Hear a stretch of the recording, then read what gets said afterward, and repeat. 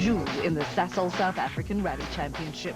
This is the rally that draws the largest amount of spectators in arguably the most scenic part of the country. This is the rally that drivers want to win most. This is the 2010 Sasol Rally. Every year, thousands and thousands of fanatical rally fans flock to Mpumalanga for the Sasol Rally. The rally is much more than just a motorsport event, but an experience for the whole family in the beautiful area that surrounds Nelspruit, White River, Sabi and Graskop. The area is well known for its forestry and plantations, but a host of outdoor activities and breathtaking scenery makes it a tourist hotspot. The 2010 Sasol Rally also marks the 20th year of the event, with backing from South African fuel and oil giant Sasol. Each year, the rally fans are entertained by the action on the stages, but the Sasol also plays a much larger role than just providing entertainment. The event is a massive injection for the area's economy, and the financial gain from the rally's visit goes a long way in boosting businesses and uplifting local communities. Beautiful and entertaining from the outside, but inside the York Timbers plantations, it's a different story for the drivers, who will have to negotiate some of the roughest rally roads the country has to offer. These roads are notorious car breakers, and it's often the team that can avoid punctures and other mechanical trouble that will be victorious. For 2010, the rally stages are all housed within the plantations of York Timbers, as York CEO Piet van Zyl explains. This is just one of the sporting events we're involved in as a company. It gives a nice social and economic upliftment to our staff, and it brings a bit of fun and excitement here. With only minutes to go before the start of the 2010 Sasol, it's time for the drivers and navigators to focus on the tough challenges that lie ahead. The Sasol is not only the most glamorous rally on the calendar, but it's one event that double South African champion Herr van Vecken is yet to win. In 2009, he lost out by 4 seconds. It's my home club event, and it's also one of the events that my father used to organize. So yeah, I love it. I want to win it. Conrad Rotenbach is on the move following his previous win, but this will be his and the Fiesta's first outing on the Sasol. It's going to be a very difficult rally, I think. And the guys are not going to lie down and let me walk away with it, so I think it's going to be really difficult, and yeah, we're going to see what we can do. Enzo Kuhn is just 2 points behind the championship lead, and this is one of his favourite rallies, and an event he's won many times before. I have. It's a nice event. I think it's not the standard event. You know, you always have an angle of mud and fog and many challenges in this event. Toyota has it all to do on the Sasol, as they're still without a win for 2010. Mark Cronier drove well so far, but is unlucky to find himself 4th on the points table. I think 4th is probably a perfect spot. But in saying that, we need to have the pace. We've had reasonable pace the whole year. It's just that we've had little gremlins coming here and there and just catch up with us. I think it's important that we finish so we can sort of stay alive in the championship. Johnny Gemmell will be disappointed with his season so far after being a title contender in 2009. But for this year's Sasol, Gemmell faced an additional challenge. My navigator Drew from Scotland couldn't make it out of Europe this week due to the volcano and ash cloud. So we've got my friend Phil Archinall from Zimbabwe, and it's first time up with us together, so it's going to be quite interesting. Jan Habich is another who has very little to show for his efforts so far. Could the Sasol be the turning point for this multiple champion? Yeah, you know, the car's been performing very well, and maybe we had a bit of bad luck in the last event, but yeah, we'll go hard again. Behind the factory Toyotas and Volkswagens and the Ford Fiesta, a mammoth battle is expected between the string of S2000 privateers. Hein Lateghan is extremely fast and will be supported by his Pertec teammate Visser Du Plessis. But it's the consistency of Theuns Joubert that sees him lead his rivals on the points table, just ahead of Evan Hutchison, who will now tackle his 3rd ever rally behind the wheel of his motorized Polo. Nicholas Ryan reached the Sasol podium in 2008, and Jaapie van Niekerk will most likely mix it up with the factory teams like he's done so many times before. The Total Evolution team has suffered from terrible luck so far this season. JP Damso rolled in Cape Town, Fernando Roida was forced to retire with mechanical problems, and Mohamed Musa had one of the biggest accidents we've ever seen. So the total team will be out to get their season back on track, including Musa, who's managed to rebuild his Toyota Runex. We had a big one. In your rally career, everybody has to have a big one, so I hope that's behind us now. Teams are ready and spectators anxious to get 2010 Sasol Rally action underway. As always with the Sasol, the atmosphere in Sabi is electric as Sasol executives wave the teams off on what will surely turn out to be an epic adventure. Championship leaders Fecken and Aries are the first to leave the start ramp, followed by BP Ultimate teammates Kuhn and Hodgson. Castrol Toyota's Johnny Gemmell and stand-in navigator Phil Archinall will start third, ahead of their teammates Cronje and Paisley. Fifth on the road is a good position for Habich and Pitchford, while the Ford Fiesta of Zimbabweans Rotenbach and Marsh will start in sixth. It's day one of the renowned Sasol Rally, with 5 challenging gravel stages around Graskop and Sabi before returning to the town for the evening's test on tar. At only 9.3 kilometers, stage 1 just outside Graskop may not sound like much, but 9.3 kilometers filled with jumps and other obstacles is more than enough to get the adrenaline flowing. A rally is never won on the first stage, but it can be lost. And as if the demanding forest roads of the Sasol isn't enough of a challenge, rain in the week before the event left the roads wet and extremely slippery. And to make matters even worse, thick mist moved in that will surely limit visibility from the inside of the rally cars. 3, 2, 1, go! 2010 Sasol Rally action gets underway with championship leaders Hargen Fecken and Pierre Aries the first to break the morning silence in the BP Ultimate Polo. Just over 9 kilometers in 5 minutes and 42.2 seconds. Some of these corners have a lot of mist in, especially the fast ones here towards the end. So it's quite tricky. Teammates Enzo Keen and Guy Hodgson are always favourites to win the Sasol Rally, a feat that they have accomplished no less than 5 times before. Their time on stage 1, 5 minutes and 42.4 seconds, just 0.2 seconds slower than their teammates. Johnny Gemmell won this event in 2009, but preparations this time around with new navigator Phil Archinall were less than ideal. The Castrol Toyota Auris didn't care and took the early lead by a full 2 seconds. Yes, felt okay that one, but terrible miss there. Very bad, very bad. I thought we were losing time, but it's all right. His lead was short-lived, however, as Castrol Toyota teammates Mark Cronje and Robert Paisley blasted through the mist in a time of 5 minutes and 36.9 seconds, nearly 4 seconds faster than anyone else. We had a nice clean run there, and it's a bit tricky right at the end here because the mist is like blind and it's just getting a bit airy. Jan Habich and Ralph Pitchford opted for a cautious start in the third of the BP Ultimate Polos, nearly 9 seconds slower than Cronje. The Ford Fiesta of round 2 winners Conrad Rotenbach and Peter Marsh were the next ones to run the misty gauntlet. 5 minutes and 34.7 seconds, more than 2 full seconds faster than Cronje and the early rally lead. Max right maybe in long, sorry, Brouwer's lead, Max left maybe over bump, 70 down turn. Need 5 left plus and caution, bad dip. It's not nice, it's really tricky. All the main players survived their first taste of wet and misty Sasol Rally action, but together with a mist, an ominous feeling of anticipation is hanging in the air. After the first service break, it's time to tackle the next loop of stages. Stages 2 and 3 are run in succession and add a total of 31 kilometers to the rally distance that once again doesn't allow for any mishaps. The mist isn't lifting either, but there is some consolation, as stage 3 is a repeat of stage 1, so at least the drivers will have an idea of where they're going. First on the road is often a huge disadvantage, as you are effectively sweeping the road clean of loose stones for the cars that follow. But on wet and slippery conditions, it is often better to be the car in front. Hargen Fecken and Pierre Aries made good use of their road position as they set the fastest times on both stages 2 and 3. It was very twisty and a lot of blind corners in the mist.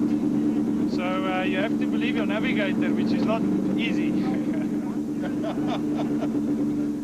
The mist is just as unpredictable as a result of a bet on the roulette tables. Less than 2 minutes after Fecken flew through stage 2, BP Ultimate teammates Enzo Keen and Guy Hodgson experienced different conditions as they battled to see their way to the next corner. Keen could simply not commit and lost nearly 20 seconds to Fecken on stage 2 and another 9 seconds on stage 3. Yeah, slow stage for us. We lost the brakes in the rear. I don't know, there's a pipe loose or something. Johnny Gemmell and Phil Archinall also suffered from the mist. The Castrol Toyota Auris tried hard, but lost a full 21 seconds to stage winner Fecken on stage 2. Gemmell fought back by setting the second fastest time of all on stage 3, but it was still 5 seconds slower than Fecken's winning time. Yeah, you know, it's quite difficult to see. You can't see.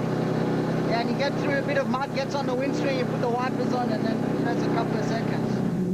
Inside second of the Castrol Toyota Aurises, Mark Ronier and Robert Paisley were anxious to return to winning form, but split times halfway through stage 2 indicated that he had a massive problem. It's power steering. So, not going well for me. Grenier lost a massive 1 minute and 18 seconds as a result, and another 20 seconds on stage 3. He would need a miracle to recover from this disaster. Jan Habig and Ralph Beachford would have seen conditions like these before, but there was nothing that even a 6-times rally champion could do about it. The BP Ultimate Polo did well to set the third fastest time of all on stage 2, but lost another 14 seconds to Fecken on stage 3. From 6 on the road, or exactly 12 minutes after Fecken first flew through stage 2, it was the turn of the Ford Fiesta of Conrad Rautenbach and Peter Marsh. The mist lifted slightly, allowing Rautenbach to attack, and as he only lost a single second to Fecken, the Zimbabwean remained in the lead.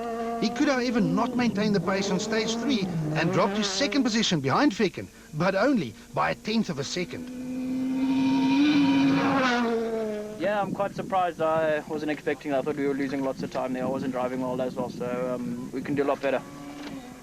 Jaapie van Niekerk and Robin Houghton were not only consistent, but consistently fast in their new Africa Developments Toyota Auris. Van Niekerk's speed is of such a nature that if any of the top factory team drivers slip up just one little bit, he will be there to take full advantage. In a field of more than 15 top S2000 cars, Van Niekerk occupied 6th position after stage 3. One keep out, very rocky, long right one, and right 2 of the crest into right 3, into right 4 in of the bumpy, right 4 in of the bumpy, 70, left 2 of the easy jump, 70, left 2 of the easy jump. The Salom Group Polo of Mokopani businessman Tian Schubert and navigator Carl Peskin was the next best after setting the 8th and 7th fastest times on the opening 2 stages respectively. But on stage 3, it all went wrong. We came into a jump left 6, into a right 6. And I just jumped it too hard and I landed on a soapy, slippery bit on the side of the road. And then you're just a passenger. The nose hit the hole and we just went dead over heels and onto the side. So that's it for us. Versatile motorsportsman Evan Hutchison and navigator Alvin Coetzee improve on every event after moving to the top S2000 class just 3 events ago. The Motorride Polo was inside the top 10, but they hit a rock on stage 3 that broke the gearbox, forcing them to retire for the first time in 11 rallies. The Pertec Toyota Auris of Hein Lategan and Johan van der Merwe is one of the leading privateer teams, but Lategan lacked confidence in the tricky conditions. Intermittent intercom trouble didn't help his cause either, forcing him to take a careful approach. When you get into your bit 40s or whatever, you start to have a bit more brains, and I'm just trying to do what I can do and try and stay in control. Jean-Pierre Damso and Caroline Swan were also not willing to take any chances behind the wheel of the Total Evolution Toyota Runnings. Damso's only goal at this stage was to finish. They were 9th overall, just behind Lategan. Namibian driver Jaco van Dijk and new navigator Des de Fortier did well in only their 3rd outing behind the wheel of the unsponsored Volkswagen Polo by occupying 10th after stage 3. There's quite a lot of plants in the front of your bumper. There's quite a lot of plants on the side also, yes. Not anymore. Just outside the top 10, Fernando Rueda and Dave Lefkowitz were getting the better of their Total Evolution Toyota teammates Mohamed Musa and Grant Martin, who returned to rallying following their big accident earlier in the year. Visser Du Plessis and Gerard Snyman were lucky to get their perfect Toyota Auris to the start after a main input shaft on the gearbox failed during the shakedown stage before the event. The overnight repairs allowed them to compete, and Du Plessis was currently in 13th position. Nicholas Ryan has finished on the Sasol Rally podium before, but together with Jeff Tyrer, the Avis Polo had a terrible start to the 2010 event. Mechanical trouble dropped them way down the leaderboard. It couldn't be any closer, with just 1/10 of a second separating the current champion Hergen Fecken and the previous rally winner Conrad Rotenbach at the top of the leaderboard. There's a 24-second gap to Gemmel, who leads the rest of the charging pack.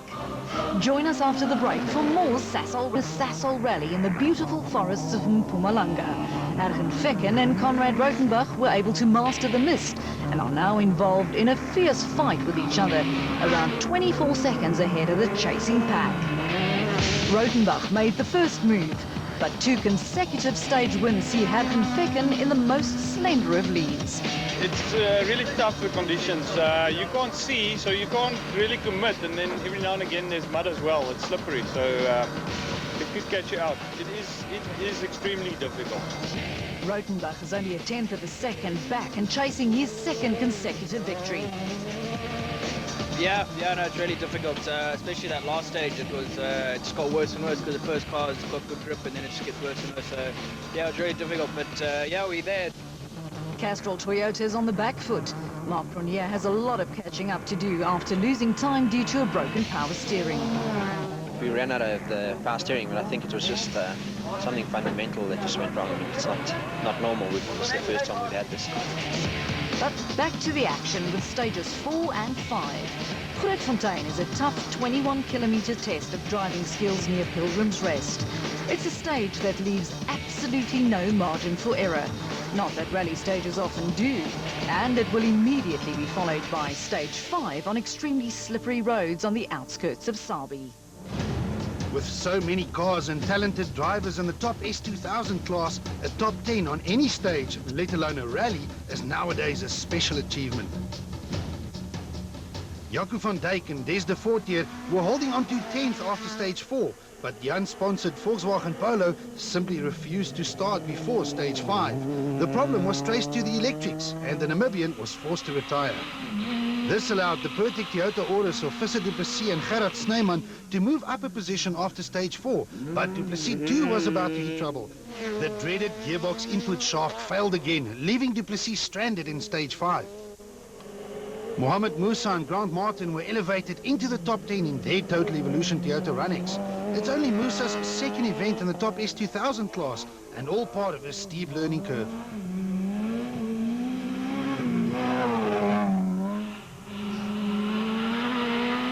Total Evolution teammates Fernando Rueda and Dave Lefkowitz were not taking any chances and drove conservatively to finish both stages 4 and 5 in 9th position.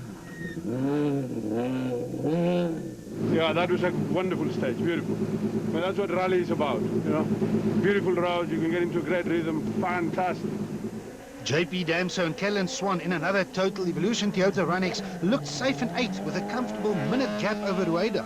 But Damso now had 7th position in his sights. That 7th belonged to the remaining Pertec Toyota Auris of Hein Latergan and Johan van der Merwe, who were too cautious in their approach. He was still 17 seconds ahead of Damso, but not satisfied with his progress so far. Jaapie van Niekerk and Robin Houghton were satisfied with their 6th position after the opening round of stages in their new Africa Developments Toyota Auris. Van Niekerk was well aware that the finish was still a long way away and was making good progress in the tough stage 4. And left 6 in over rocket. Okay, let me quickly just stop. We did all the corners nice, you know, we had the right speed, judged it perfectly. And then this corner came up, Robin called the left 6. I drove it like a left 6, but it ended like a left 9 and we had a serious crash. The power steering in the Castrol Toyota Auris of Marc Prunier and Robert Paisley was repaired during service, but since the Toyota team was unable to complete the repairs in the allowed time, Prunier incurred a 30-second penalty, dropping him down to 6th position overall.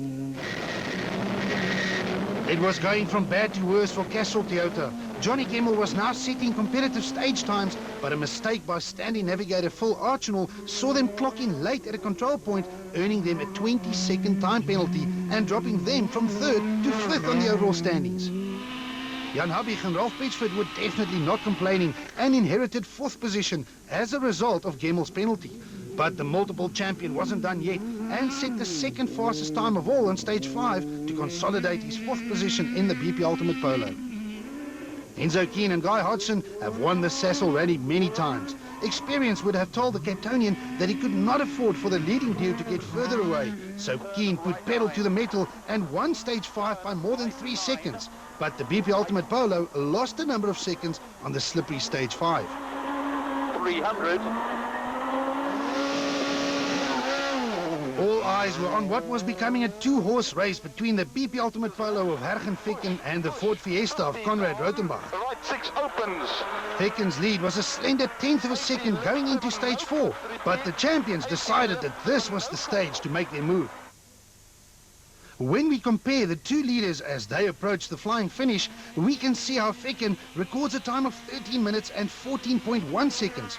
Rothenbach is much slower than his rival and crosses the line a full 7.6 seconds later. Fecken extends his lead to 7.7 seconds. Stage 5, however, was a totally different story. While Fecken was slipping and sliding in an effort to cover the short 8 kilometers in the shortest possible time, it was Rothenbach who pulled out all the stops and went on the attack.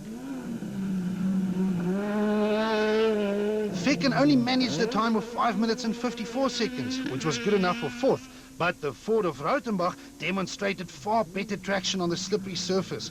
Rothenbach utilized it to the full and beat Fecken by a massive 15.1 seconds. What was a 7.2 deficit just 8 kilometers ago turned into a 7.4 second lead, and the Ford was back on top. Rothenbach rockets back into the lead of the Sasol Rally, now by 7.4 seconds from main rival Fecken.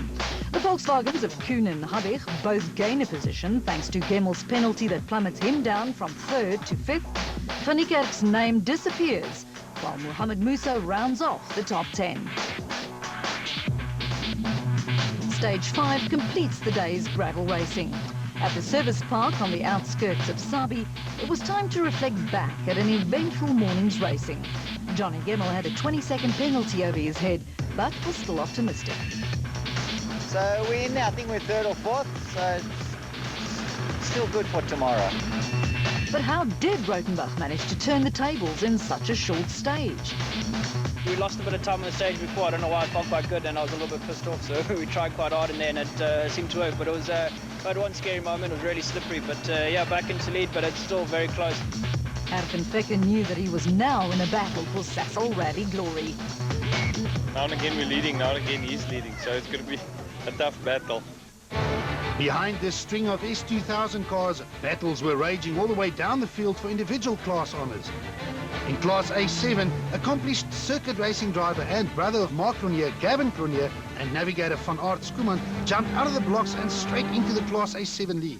It was an impressive performance in only his 3rd rally, but it ended soon after when their seasons in Africa Polo rolled out of the rally on stage 2. Former Northern Regions champions Michael Otto and Tommy de Tooy were happy to occupy 2nd in Class A7 in their aging Johns Way Auto Doctor Toyota Corolla, but they had no answer for the speed of Guga Zulu and Sean Visser. The BP Ultimate Polo completed day 1 with a more than 2-minute Class A7 lead.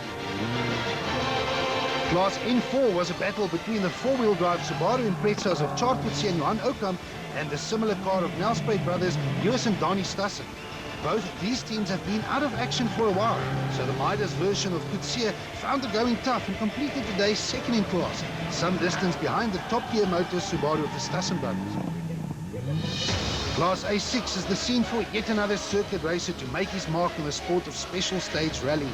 Leroy Polter and Henry Deerlove were impressive behind the wheel of their Randburg Raceway Ferrodo Toyota Runnix and ended the day almost 40 seconds clear of nearest rivals Chart Conradi and Tian Raber's Silverton Engineering Toyota Auris. The Total Evolution Toyota Runnix of former class champion Craig Trott and Robbie Coetzee were 3rd, but more than 3 minutes back. Class A5 is a place where the talents of the future are developed. but the pace inside the 1400 and 1300 City Golfs and Yaris's is already hot. 17-year-old Cape Townian Ashley Hake-Smith recently became the youngest winner ever of a class on a national rally when he won in Cape Town. Here at the Sasol, the team reacted Toyota Yaris of Hake-Smith and Orphy were involved in a huge battle with a similar Lambert steel machine of Chad Lambert and Nick Prinsloo. Lambert got the better of the youngster, but only by 3 seconds. Their fight, however, was only for second, as former Class A5 champion Andre Kleinwerk and Kees Naidu were once again in front in their BP Ultimate City Golf. Kleinwerk's lead was more than 2 minutes.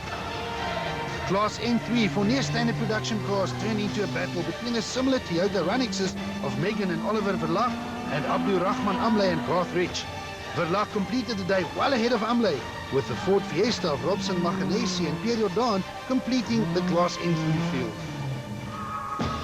Gravel racing for the day was a thing of the past, but the Sasol Rally is all about the spectacle. The traditional Sasol Sabi Town Twister stage on the streets of Sabi is a favourite for the large crowds and an opportunity for them to get up close and personal with their heroes. Rallies are more often lost than won on short spectator stages like these. Sidewalks and pavements are too close for comfort and can easily rip a wheel off or damage the suspension. So there is more to lose than to gain. But Ergen Fecken and Pierre Arries had other plans. Fecken had a 7-second deficit to the Ford Fiesta of Conrad Rotenbach to make up. He started well by shrinking the gap by nearly 3 full seconds on the streets of Sabi. Stage 7 was a similar type tar stage in the heart of White River, and again Fecken managed to eat into Rotenbach's lead, this time only by 1.2 seconds. Fecken and Rotenbach were fighting for precious seconds at the top of the leaderboard, but it was the casual Toyotas of Johnny Gemmell and Phil Archinall and Mark Renier and Robert Paisley who set the equal fastest times in Sabi, while Enzo Keane and Guy Hodgson claimed another stage win by going fastest on the streets of White River. But the time differences were marginal and had little impact on the overall leaderboard. It's day 2 and the spectacle of the Sasol Rally continues on stage 8, where the rally crews will have to battle it out with each other on the streets of Nelspruit. It's a super special stage, which means that evenly matched cars race each other on different loops of the same course.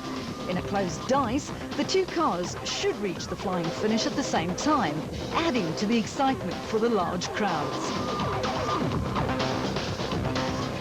The Ford Fiesta of Conrad Rotenbach starts day 2 of the Sasol in the lead, just 2.4 seconds ahead of Ergen Fecken.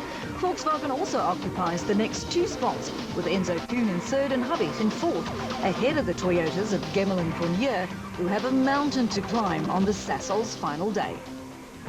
The first showdown was between rally leaders Rotenbach and Marsh and Fecken and Arries. Fecken has been clawing his way back and erasing Rotenbach's lead bit by bit on the tar stages. And again, he beats Rotenbach by 1.6 seconds. The overall lead was back to within 1 single second. BP Ultimate Volkswagen versus Casual Toyota. Enzo Keane versus Johnny Gemmell. Keane has a spectacular driving style, whereas Gemmell is much smoother. But this time, spectacular wins, with Keane taking the win by the narrowest of margins.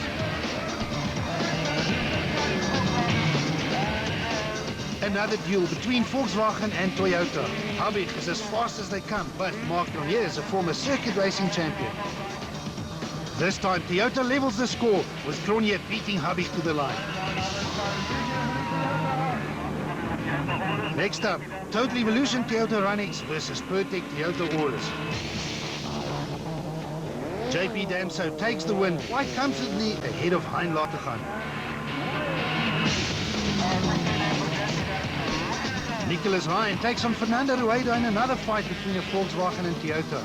But this time, it's Davis Polo of Ryan who took the flag ahead of Rueda's Total Evolution Running.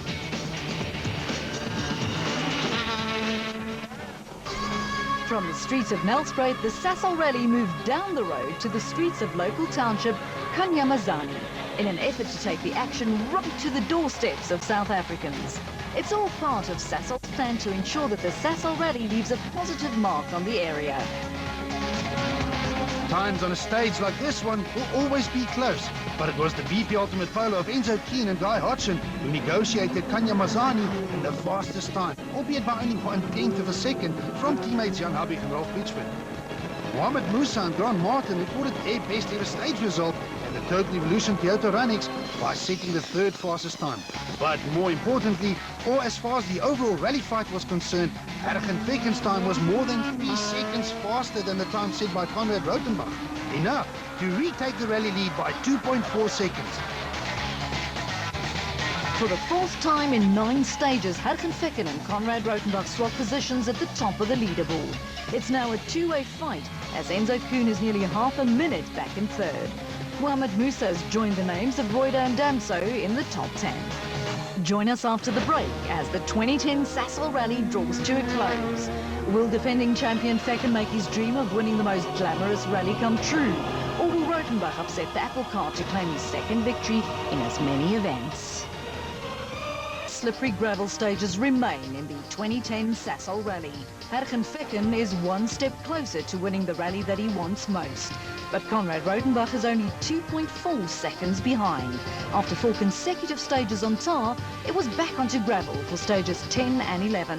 Stage 10 is a slippery affair close to the village of Hendriksdal and will cover just under 13 kilometers. But at a full 23 kilometers, stage 11 is the signature stage of the event and could play a huge role in the outcome. Thousands of spectators lined the Mpumalanga roads to witness the battle for Sasol Rally glory, and they were not disappointed. Jan Habig and Rolf Pitchford were in a fierce battle with Johnny Gemmell and Phil Archinal for 4th position, which currently belong to the BP Ultimate Polo of Habig. The Castrol Toyota orders of Gemmell used every inch of the wet and slippery road on stage 10, but only managed to beat Habig by 1/10 of a second. The overall gap was still 8 seconds in Habig's favor. The second Castrol Toyota orders of Mark Cronje and Robert Paisley had more than its fair share of catching up to do. Cronje started well by setting the second fastest time on stage 10.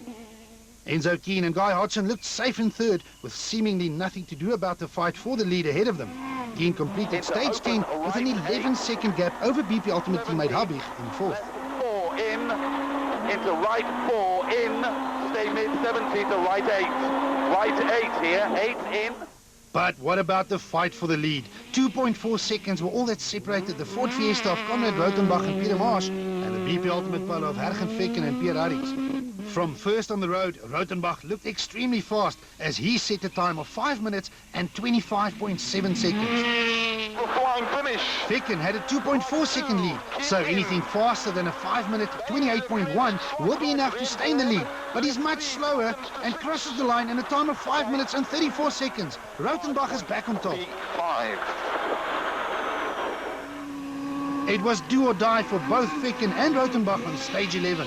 Rautenbach was first on the road and took a cautious approach through this extremely deep water splash. But 2 minutes later, Vekken made his move and showed zero respect for anything or anyone as he flew straight over the deep water. Stay mid-right, through deep drift, pink right left. 80 up, easy dip and easy dip, 150. Moments later, Rautenbach hit a dip and jump and landed the Fiesta on its nose. The engine succumbed with no coolant pumping through it, and the brilliant fight was over. Vekken was back in the lead. Slight left over small crisp. 70. Alles off.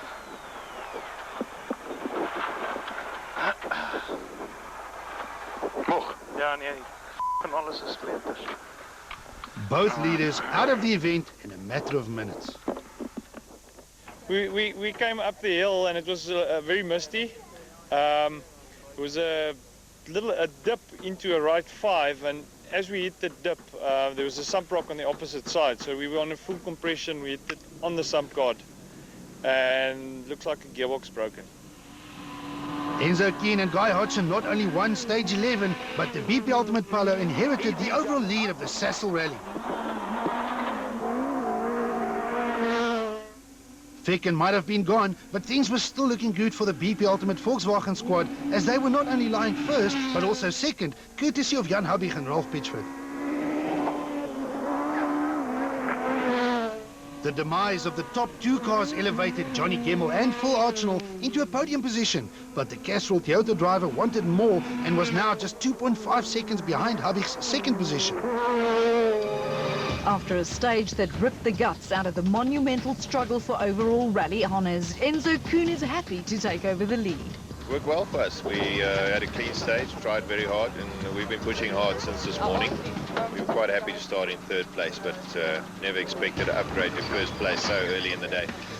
Jan Habich is more than 32 seconds behind Kuhn, but in second. Yeah, it was a bit of a surprise, but that was quite a rough and tough stage. And obviously a couple of guys got caught out on the rocks and so on. Johnny Gemmell had Habich firmly in his sights, less than 3 seconds back. Yeah, Jan is just 2 seconds in front of us, and then it's 33, I think, to Enzo. But there's still quite a way to go, so a lot can happen. With a more than half a minute lead, and after seeing how quickly things can go wrong, it was now all about survival for new rally leaders Enzo Kuhn and Guy Hodgson. He knows how to win the Sasol Rally, and experience allowed him to carefully adjust his pace to protect his lead over stages 12 and 13.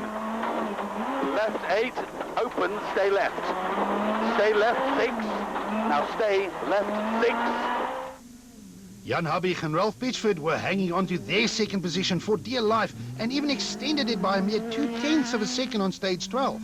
But the Sasol Toyota orders of Johnny Gemmell and Phil Archinall went fastest of all on stage 13, taking a massive 10 seconds from the multiple champion and passing him for second position. The second Sasol Toyota orders of Mark Cronje and Robert Paisley was still playing catch-up after their day one troubles. Cronje was now setting some of the fastest stage times of the event, but without a little luck, he had little chance of reaching the podium. Behind the remaining factory Volkswagens and Toyotas, Hein Latergan and Johan van der Merwe were battling it out with JP Damso and Caroline Swan. Latergan had slowly built up his confidence and speed on day 2 and was much more comfortable inside the Pertic Toyota orders. But Damso was also regaining the confidence to go fast. The Cape Townian's career has been dogged by bad luck, but the Total Evolution driver was showing more commitment and found himself in the hunt for a 5th position, just 7 seconds behind Latergan. We're having a big dice, JP and myself. He's eating into it slowly but surely. I mean, the last stage I really went for it and I said, I hope he didn't take time off me, otherwise I'm in trouble, and he took a second. Cape Town-based Spaniard Fernando Rueda had ambitions to join this battle in another Total Evolution Toyota Runnings, but niggling mechanical problems slowed his progress. And we've had a few problems with the gearbox. You know, we have gearbox and we don't have all the gears, and we have all the gears. Mohamed Musa and Grant Martin also battled their way into the top 10 for the first time since moving to the top S2000 class.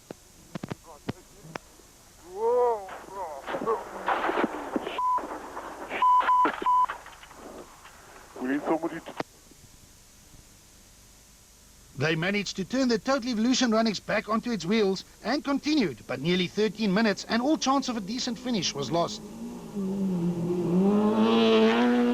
It was really stupid. We slid wide in the corner, and as we came into the step down, tried to hold it and just rolled, slow roll, just over. And Enzo Kuhn has a commanding 28-second lead after the names of Fecken and Rotenbach disappeared from the leaderboard.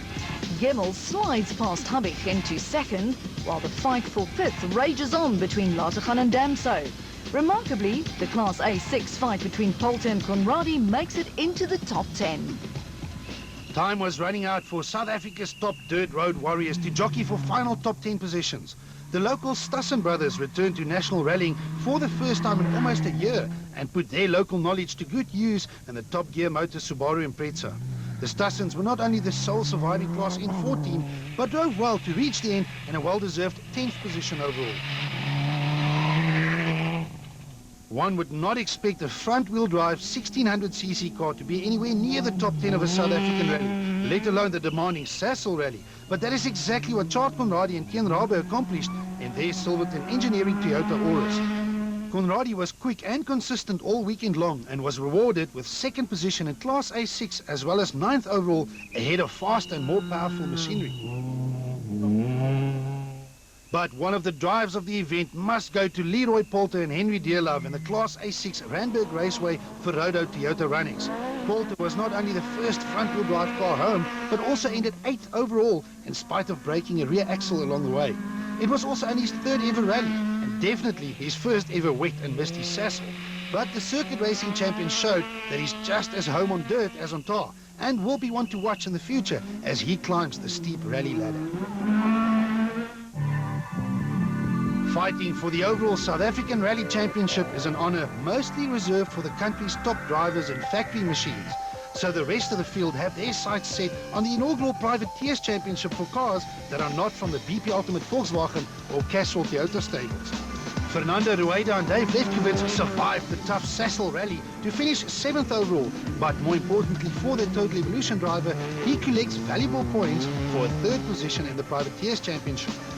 JP Damser and Callan Swan were driving with a lot more enthusiasm inside their Total Evolution runnings. The Cape Townian even got to within 6 seconds of a 5th placed finish, but in the end they had no choice but to settle for the points that come with 6th place overall. The result was also good enough for 2nd in the Privateers Championship. Hein Latergan and Johan van der Merwe were lacking in confidence for most of the event and were a little off their usual fast pace in the Pertec Toyota Auris. But it all came together over the final few stages of the Sasol when Latergan started to set very competitive times. In the end, he managed to pull away from Damser to finish 5th overall and to claim the Privateers win by 13 seconds. With no chance of reaching the Sasol Rally podium and with no real chance of being caught by Latergan behind him, Castrol Toyota's Mark Cronje and Robert Paisley had no choice but to settle for 4th place. Cronje had excellent pace throughout the event, but a broken power steering on Friday robbed him of any chance to fight for a rally victory. There was consolation for Cronje as his 4th placed finish on the Sasol propels him to 2nd in the overall championship. We don't really have anything to gain, so I'm happy with the position. Behind the leaders and the battle for the overall and Privateers championships, drivers in several more classes were conquering the tough challenge that was the 2010 Sasol Rally. Overnight, Class A7 leaders Gugu Zulu and Sean Visser extended their lead to around 2 full minutes halfway during day 2. But the windscreen inside the BP Ultimate Polo missed it up and prevented them from seeing the road. Zulu had to stop twice and lost the class win in the process. Michael Otto and Tommy de Tooy have had their fair share of bad luck in the past and were happy to claim the Class A7 win in their John's Way auto-doctored Toyota Corolla. They finished 12th overall. Class A5 produced another brilliant fight between Andre Kleinwerk and Kees Naidoo in their BP Volkswagen City Golf and the Toyota Yaris of Ashley Haig-Smith and Hilton Orfrey and the similar Yaris of Chad Lambert and Nick Prinsloo. Kleinwerk was the overnight leader until his City Golf suffered total electrical failure in stage 10 on Saturday. The Lambert Steel Toyota Yaris took over the lead by 12.5 seconds before the team reacted. Toyota Yaris of Haig-Smith, the class championship leader, took the lead in stage 11. Cape Town youngster held it until stage 15 in spite of a puncture that cost him 30 seconds and braking and engine mounting in stage 13. But the remarkable matric scholar could not hold off a late charge from the 2007 Northern Regions champion and ended 50 seconds behind. It was Lambert's first win since joining the National Class A5 Championship. Megan and Oliver Verlaak dominated Class N3 in their Toyota Runnix right up until stage 14 when a new fuel pump installed before the event cried enough, leaving the win to Abdurrahman Amle and Garth Rich in a similar Runnix. The former Western Cape Regional Rally champions broke 4 engines before the Sasol Rally and competed with Amle's wife's car's engine under the bonnet. Robson Maganesi and Pierre Jordan brought their Link Africa Ford Fiesta home second in Class N3. With only a few stage kilometres to go, Enzo Kuhn looks set for yet another Sasol Rally victory. I think it's a matter of managing the lead from here on. Car feels good. At the start of day 2, second position looked almost impossible, but it's exactly where Johnny Gemmell finds himself. We'll be trying for second. I think we're quite level with Yanni now, so we'll give that a go to get to second. Hubby still has a chance at reclaiming his former second position, but the momentum has shifted the other way. Yeah, it's getting a bit tough, you know, it's difficult to judge what to do with the rough stuff, so... Stage 14 was an exact repeat of stage 11, the stage that rudely interrupted the rally fight between former leaders Rautenbach and Vecken.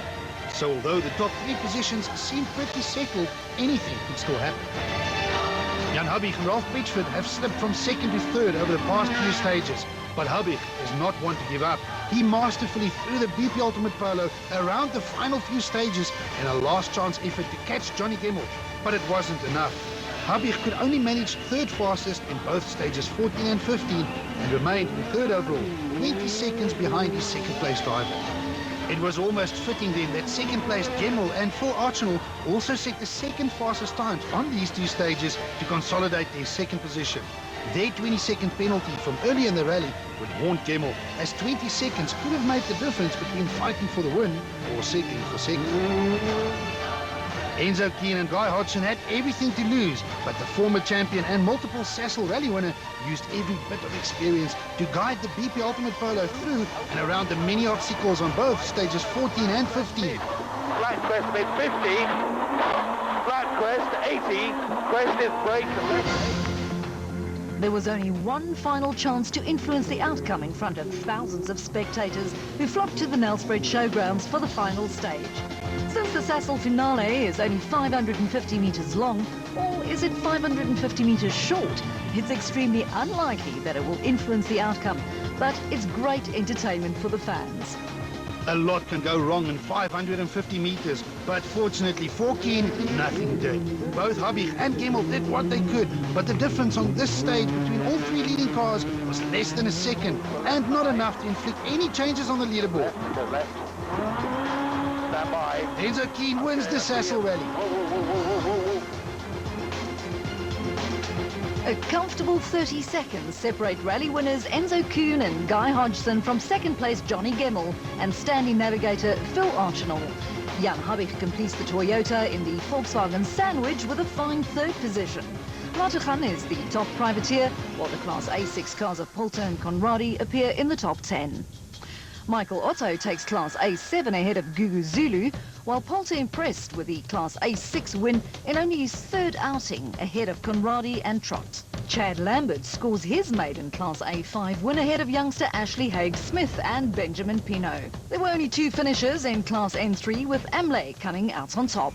At the Nelspruit Showgrounds, it was time to reflect on the success that was the 2010 Sasol Rally. Motorsport is in fact a fuels-driven sport. We're in a fuels business, and there is just nice synergy that exists there.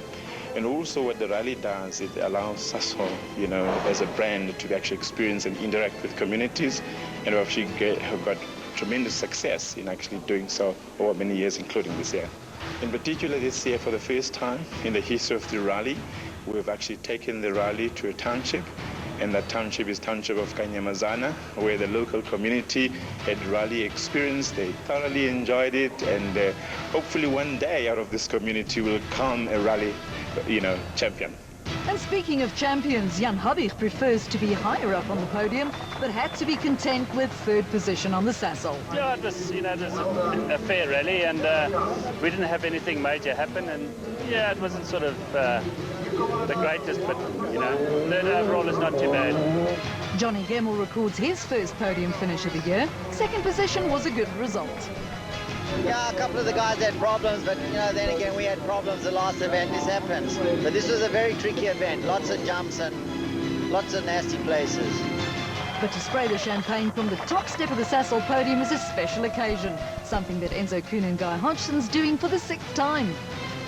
Yes, I woke up this morning and we happily subscribed to the fight that lay ahead of us today. There was 30-odd seconds in it, and I knew that it was going to be a hard, tough day. Makes an annual pilgrimage to KwaZulu-Natal for one of the toughest and best supported